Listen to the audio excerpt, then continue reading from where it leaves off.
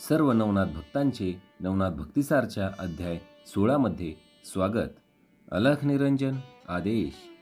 मित्रांनो, या अध्यायामध्ये आपण पाहणार आहोत कानिपनाथ आणि गोरक्षनाथ यांची भेट होऊन एकमेकांच्या गुरुचा पत्ता ते एकमेकांना कसे सांगणार आहेत, तसेच गोपीचंद राजा आता क्षमायाचना कशी करतोय जालिंदरनाथांना याविषयीची सविस्तर कथा आपण पाहणार आहोत.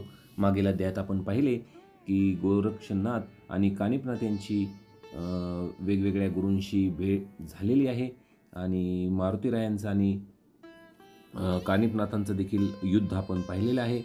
तसेच आता मच्छिंद्रनाथ श्रीराज्यातून कसे बाहेर येत आहेत याविषयीची सविस्तर कथा आपण या अध्यायात पाहूयात. कानिपनाथांच्या परतीचा दिवस निकट येऊ लागला तेव्हा मच्छिंद्रनाथांच्या मनात पुढे यांची व गोरक्षनाथांची जर गाठभेट झाली तर गोरक्षनाथ येथे येऊन आपल्याला घेऊन जातील, तसे झाल्यास आपल्याला येथील सर्व सुखांना मुकावे लागेल अशी एक वेगळीच हुरहुर निर्माण झाली. त्यावर उपाय म्हणून कानिपनाथ व त्यांच्या शिष्यांना श्रीराज्याबाहेर जाऊच द्यायचे नाही असे मच्छिंद्रनाथांनी ठरवले. त्यांनी कानिपनाथाला अनेक प्रकारचे मोह घातले. अप्सरांनाही लाजवतील अशा सुंदर स्त्रिया त्यांच्याकडे व त्यांच्या शिष्यांकडे पाठवल्या, पण त्यांच्यापैकी कोणीही त्या ललनांना दाद मागू दिली नाही. त्यामुळे मच्छिंद्रांचा निरुपाय झाला. त्यांनी मोठ्या सन्मार्गाने त्यांना निरोप दिला. श्रीराज्यातून निघालेले कानिपनाथ पुढे गौडबंगालात गेले. त्या समयास त्यांची सर्वत्र कीर्ती झालेली होती. त्यामुळे ते जेथे जेथे जाई तेथे तेथे त्यांचे उत्तम स्वागत होई. हेलापट्टणचे राजे गोपीचंदही त्यांच्याविषयी ऐकून होता. इकडे जगन्नाथहून निघालेले गोरक्षनाथही बंगाल प्रांतातच हिंडत होते. त्या प्रवासात एके दिवशी त्यांची व कानिपनाथांची एका अरण्यात योगायोगाने गाठभेट झाली. एकमेकांना भेटून त्यांना खूप आनंद झाला. तेव्हा कानिपनाथांच्या मनात आले की गोरक्षनाथाला कोणत्या विद्या अवगत आहेत हे जाणून घेण्याची इच्छा उत्पन्न झाली. ते गोरक्षनाथांना म्हणाले की नाथजी, येथील आम्र वृक्षावर चांगली पिकलेली फळे आहेत. मी शिष्यांना पाठवून काही आंबे आणवितो. त्यावर गोरक्ष म्हणाले की त्यांना कशाला त्रास देता, तुम्ही गुरुविद्येच्या बळावरच ती फळे येथे आणा.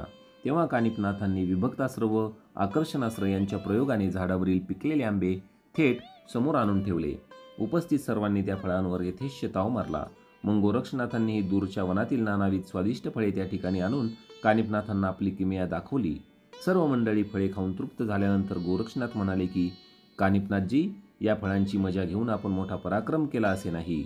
येथे साली कोया बिया पडल्या आहेत, त्यांची पुन्हा फळे बनवून पूर्वी होती तशी झाडावर चिटकवली तरच काही पराक्रम केल्यासारखा वाटेल. यावर आपले काय मत आहे? कानिपनाथ म्हणाले की ही अशक्य गोष्ट एक ब्रह्मदेवच करू जाणे. तुम्ही ब्रह्मदेवाचे पुत्र असाल तर तसे करून दाखवाल. तेव्हा उपहासात्मक भाषण ऐकून गोरक्षनाथ म्हणाले की खऱ्या गुरुभक्ताला काहीही अशक्य नाही. मनात आणले तर तो दुसरा ब्रह्मदेवही निर्माण करू शकतो. ती बढाई ऐकून कानिपनाथ संतापून म्हणाले की गुरुभक्तीच्या वल्गना करू नका. मी तुम्हाला व तुमच्या गुरुला चांगला ओळखतो. तुम्ही फुशारक्या मारत हिंडत आहात आणि तिकडे तुमचा गुरु श्रीराज्यात रतिविलासात दंग होऊन पाप वाढवत बसले आहेत. ते बोल गोरक्षनाथांच्या जिव्हारी लागले. ते संतापून म्हणाले की मूर्ख माणसा, दुसऱ्याच्या गुरुची निंदा करण्यापेक्षा जरा स्वतःच्या गुरुची अवस्था बघ. 2-4 सिद्धींच्या जोरावर तू शिष्यांचा तांडा फिरवतो आहेस आणि तिकडे तुझा गुरु गेली 10 वर्ष घोड्याच्या लिदीत कुसतो आहे. हेलापट्टणच्या गोपीचंद राजाने त्याला खड्ड्यात पुरले आहे. एका मानवाच्या कचाट्यात सापडून नरकवास भोगणारा तुझा गुरु जालिंदरनाथ कुठे आणि ब्रह्मांड हलवून टाकणारे माझे गुरु मच्छिंद्रनाथ कुठे? पहा श्रोतेहो, दोघांच्या गाठीभेटी होऊन भांडण देखील सुरू झालेले आहे त्यांचे. आता जे गोरक्षनाथ आहे ते कानिपनाथांच्या शिष्याला जालिंदरनाथांच्या शिष्य म्हणजे कानिपनाथ याला सांगत आहेत की तुझा गुरु खड्ड्यात आहे. तर जालिंदरनाथ देखील गोरक्षनाथांना सांगायला घाबरलेले नाहीत की तुमचे जे गुरु आहेत ते श्रीराज्यात रती सुख घेत बसलेले आहेत आणि मजा करत आहेत. तर अशा प्रकारे त्यांचं भांडण चालू आहे. त्यांच्या कृपेने गोरक्षनाथ म्हणतात की मला जी विद्या प्राप्त झाली तिचे प्रत्युत्तर आता तू घेच. असे म्हणून गोरक्षनाथांनी संजीवनी मंत्राने ती सर्व फळे पूर्ववत करून झाडांना चिटकवली.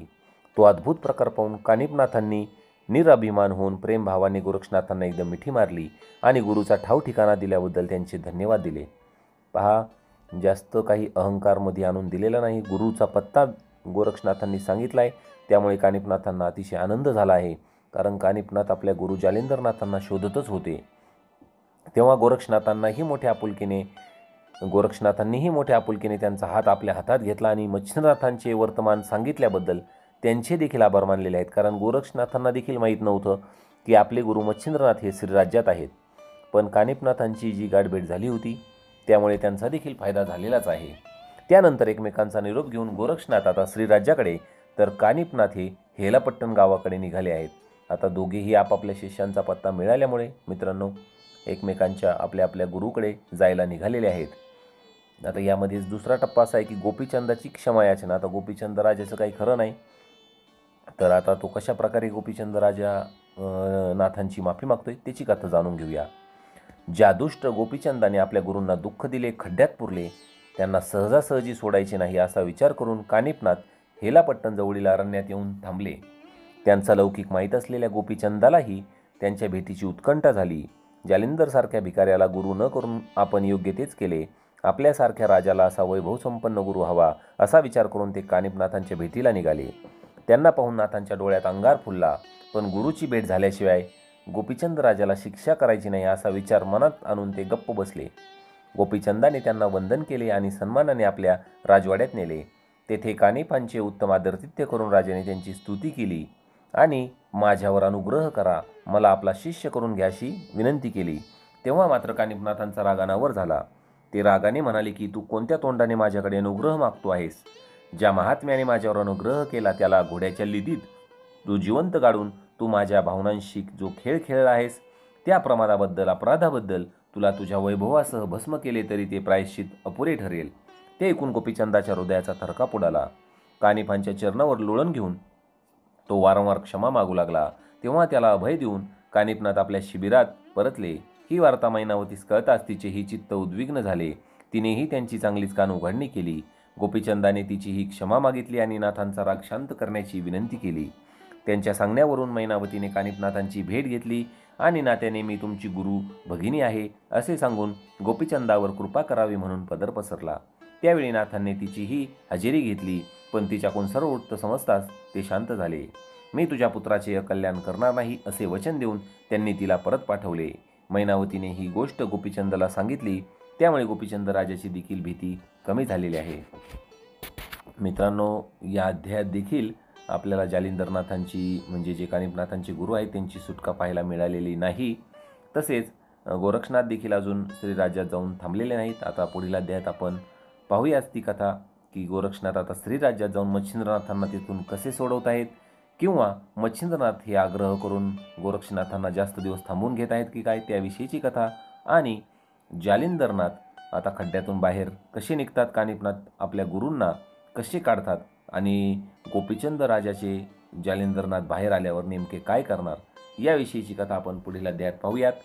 मित्रांनो, या नवनाथ भक्तिसार ग्रंथाचे वाचन करताना अशी उत्सुकता लागते की आता पुढे काय होणार आहे आणि असे वाटते की वाचतच राहावी ह्या कथा हे अध्याय.